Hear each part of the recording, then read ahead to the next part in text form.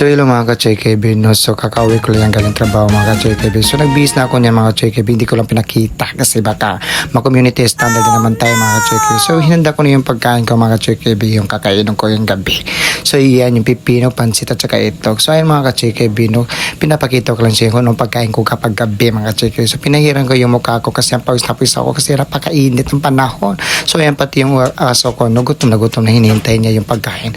So yung mga ka-Choy KB, nag-asayang ako ng pagkain niya mga ka-Choy KB kasi hindi pa ako nakaluto. So ayan yung pansit sa itlog, yan yung pinapakita ko sa inyo mga ka-Choy KB. So ayan, pipino, hiniwa ko na yan palit-liit kasi baka ma-community standard na naman tayo kapag nakita natin yung malaki mga ka-Choy KB. So yun yung kanin hindi pa naluto mga ka-Choy KB. Hintay-hintay lang tayo pag may time kasi wala tayong magagawa kundi maghintay para lang sa ating minamahal.